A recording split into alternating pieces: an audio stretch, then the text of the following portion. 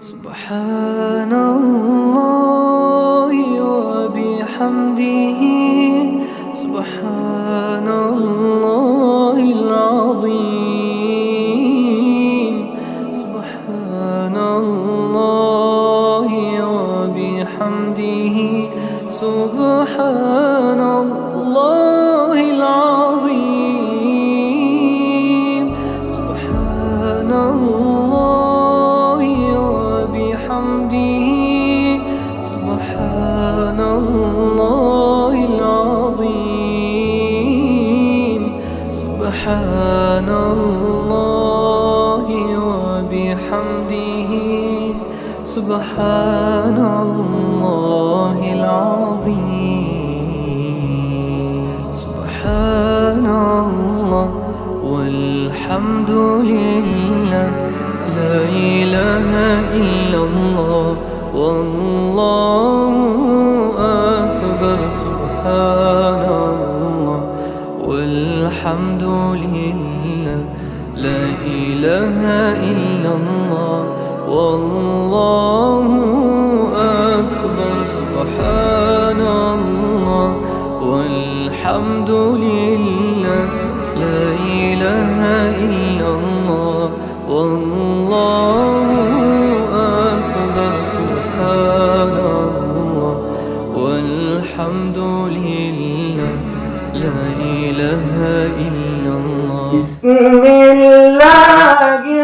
الرحمن الرحيم إن هذا القرآن يهدي للتي هي أقوم إذا نفخ في الصور نفخة واحدة كلا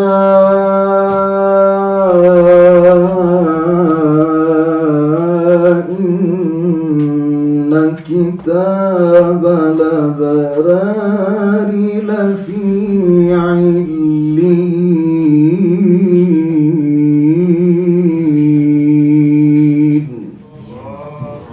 إن الذين سبقت لهم منا الحسنى أولئك عنها مبعدون لو أنزلنا هذا القرآن على جبل لرأيته خاشعا متصدعا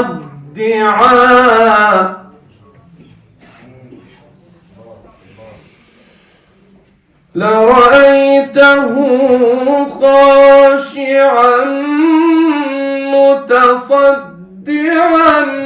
من خشية الله मेरी दुआ है कि अल्लाह तबारक व तआला इसको मुस्तकिल एक इवेंट पाकिस्तान का बना दे ताकि लोगों को पता चले कि ये मुल्क जो दीन के नाम पर बना है वहाँ कुरान की पजीराई कितनी है और कुरान पढ़ने वालों की कितनी पजीराई है और यकीनन इससे हमारे मुल्क के अंदर रहमतों का नुज़ूल भी होगा। हमारे सबसे पहले आप लोगों का तहे दिल से शुक्रगुजार हूँ कि आप लोगों ने मुझे मौका दिया कि मेरे घर तशरीफ लाए। मेरे लिए बहुत इज्जत और एहतराम की बात है और आप कुरान शरीफ से मुंसलिक हैं, ये हमारे लिए बहुत ही इज्जत की बात है कि आप लोगों ने हमें इस काबिल समझा कि आप हमारे घर में तशरीफ लाए, क्योंकि ये मेरा घर जो है ये भी इसका भी रिश्ता कुरान के साथ बहुत मजबूत है और ये मेरा घर जो है ये उपास का घर है, उपास का खानदान है मेरे घर के सब बच्चे अल्हम्दुलिल्लाह हाफिज़ कुरान है। अल्हम्दुलिल्लाह अल्लाह ताला का मैं जितना शुक्र अदा करूँ कम है और इस सारी चीज़ का जो क्रेडिट जाता है वो मेरे वालिद मोहतरम हाजी महमूद साहब को इसका کریڈٹ بھی جاتا ہے اس کے جتنے بھی اللہ تعالیٰ اس کا ثواب ملے، اس کی اللہ تعالیٰ ان کو اس وقت ان کی وفات ہو چکی ہے، اللہ تعالیٰ ان کی جنت الفردوس میں جگہ دے۔ ابھی میں بیٹھا سن رہا تھا ایک بچوں کی جو قرت تھی، کمال کی قرت، یعنی آپ یہ دیکھیں کہ انسان کے جسم کے اندر روح تازہ ہو جاتی ہے، یہ روح کی غذا ہے قرت کو سننا، اور میں سمجھتا ہوں کہ یہ ایک بہت بڑا انیشیٹو لیا ہے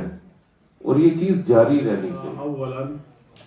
نحن مسرورين جدا بوجودكم معنا وقبول دعوتنا لبيتنا، وهذا البيت هو بيت للقرآن الكريم، ونحن لنا علاقة قوية بكتاب الله وسنة نبيه صلى الله عليه وسلم۔ یہ واقعی پاکستان کے لیے بھی ہمارے لیے بھی بڑے اعزاز کی بات رہی ہے کہ اللہ کے فضل و کرم سے پہلی دفعہ بین الاقوامی حسن قرت کا مقابلہ ہوا، جس میں 37 ممالک کے قراء صاحبان نے شرکت کی۔ 2-3 دن جو انہوں نے قرآن خوشحالی سے سنایا تو بڑے لوگوں نے ان کے دل منور ہوئے، محسوس ہوئے، اور یہ ہماری وزارت مذہبی امور کو بھی اللہ نے یہ اعزاز بخشا، حکومت پاکستان کو بھی، وزیر اعظم کے ہدایت پر جس طریقے سے کام کیا تو اللہ کے فضل و کرم سے اس میں ملک کی بھی بہتری ہوئی، اور اس میں کوئی شک نہیں کہ ہمارے چونکہ فیلڈ مارشل جنرل عاصم منیر صاحب حافظ قرآن ہیں، اور ان کی طرف سے بھی رہنمائی اور حمایت رہی، اور بلکہ حوصلہ افزائی ہوئی ہے، اور قاری صاحب جب ملتے ہیں مختلف لوگوں سے تو ہر جگہ سے مبارکباد ملتی ہیں، تو اس پر اللہ تعالیٰ کا شکر ادا کرتے ہیں۔ دوسرے آج کے جو میزبان ہیں، جس طرح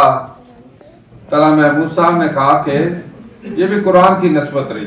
ان کا خاندان ہے، اللہ تعالیٰ نے ان کو علم سے نوازا، قرآن سے، حافظ قرآن ہے ان کے خاندان کے کئی لوگ، تو اسی وجہ سے اتنے بڑے جو مہمان مختلف ممالک سے آئے ہوئے ہیں ان کی میزبانی کا شرف بھی انہیں ملا ہے۔ یہ ہر کسی کے نصیب میں نہیں ہوتا، یہ زیادہ مطلب ہے زور سے اور طاقت سے دولت سے بھی نہیں ہوتا، یہ جو میزبانی یہ کا شرف بھی ملتا ہے، قرآن جیسے جو حافظ صاحبان ہیں یا قراء صاحبان ہیں ان کی میزبانی بھی بہت بڑے اعزاز کی بات ہے۔ میں اس پر طلحہ محمود صاحب کو بھی مبارکباد دیتا ہوں۔ اللہ اکبر، سبحان اللہ وبحمدہ، سبحان اللہ العظیم، سبحان اللہ وبحمدہ، سبحان اللہ